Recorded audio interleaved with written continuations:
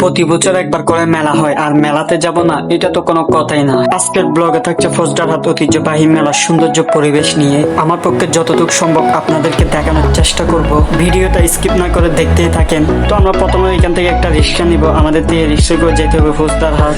চলছে গাড়ি ফৌজদারহাট ঐতিহ্যবাহী মেলার উদ্দেশ্যে। তো অনেকক্ষণ রিক্সায় বসে থাকার পর আমরা ফৌজদারহাট মেলার গেটের সামনে চলে আসলাম। অনেক দূর দূরান্ত থেকে মানুষ আসতেছে, আর আসবেই না কেন, বছরে মিলে একবার মেলা হয়।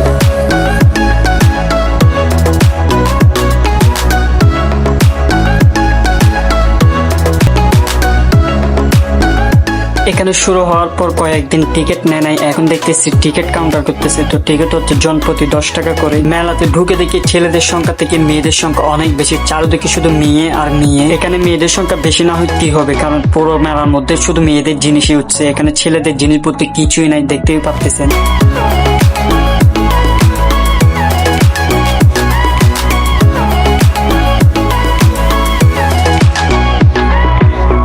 আজকে যদি থাকতো আমার একটা শখের নারী, তাকে এখান থেকে কিনে দিতাম রেশমি চুড়ি আর শাড়ি। কথা হচ্ছে আমার শখের নারীও নাই, তাই শাড়ি চুড়ি কেনারও কোনো দরকার নাই।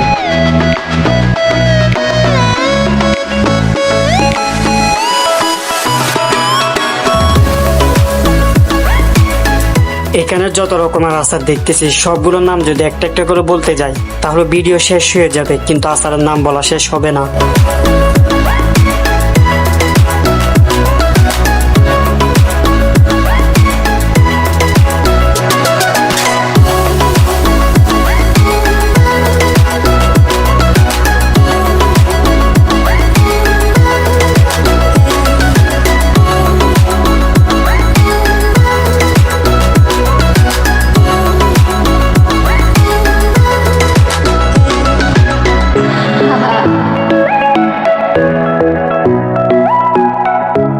মেয়েরা যে যার মতো কেনাকাটা করতেছে আর আমরা ছেলেরা এদিক থেকে এদিক হাঁটতেছে, আর আমাদের হাঁটা ছাড়া আর কোনো কাজই নেই, কারণ এখানে সবকিছু মেয়েদের জিনিস। দেখতেছি এখানে ঝালমুড়ি বিক্রি করা হচ্ছে আর সবাই বলতেছে অনেক মজা, তো আমরা প্লেট নিয়ে খাইতেছি।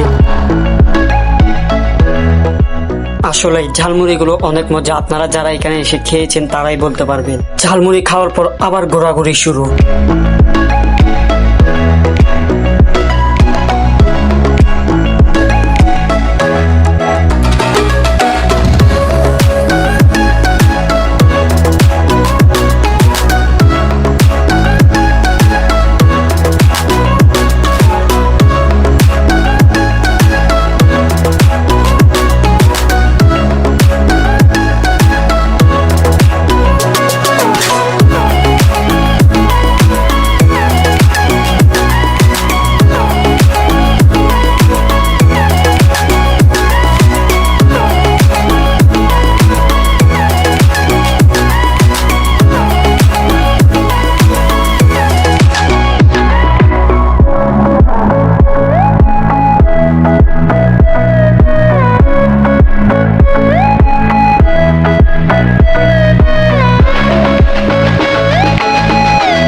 তো আমার পক্ষে যতটুকু সম্ভব হয়েছিল আমি আপনাদেরকে দেখানোর চেষ্টা করেছি। তো হ্যালো গাইস, আজকের ভিডিওটা এই পর্যন্ত। সবাই ভালো থাকবেন, সুস্থ থাকবেন। আসসালামু আলাইকুম ওয়া রাহমাতুল্লাহি ওয়া বারাকাতুহু।